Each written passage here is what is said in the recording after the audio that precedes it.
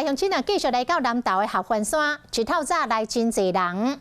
这个温度是降到零下1.2度，有爸爸妈妈带着囡仔来等洗，全副武装，车顶阁准备着火锅甲洗手啊，也阁有公司员工旅游，包2台车70外个员工要来堆洗，大家拢期待落雪。 可惜，这个水气甲温度拢无够，无等着洗。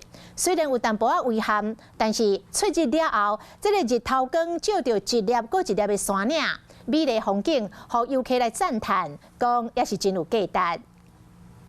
南投合欢山武岭来真侪看雪游客，寒流来上结婚来到零下1度起，真冷，毋过无落雪。 大人囡仔规身躯包甲目睭臭，乌油油花、碰雪不化，手童把拢穿甲真焦全。我要看下雪，之后来山上，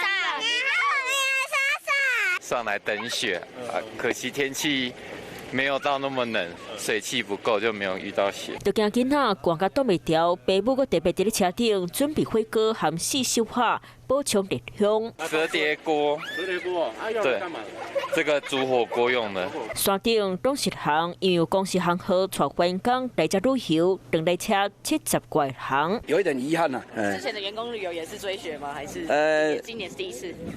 第一次。查甫大学生嘛常去咧山顶等雪，虽然无落雪，毋过结婚，互查甫大学生是欢甲烫捌体。我来问他为什么要脱衣服呢？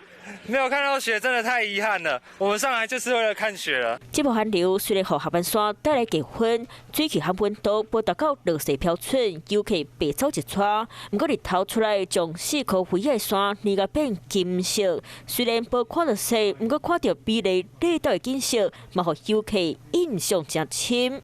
Hello， 我是林仙怡。想要抢先掌握最及时的新闻资讯吗？赶快订阅、按赞、开启小铃铛，锁定华视新闻 YouTube 频道。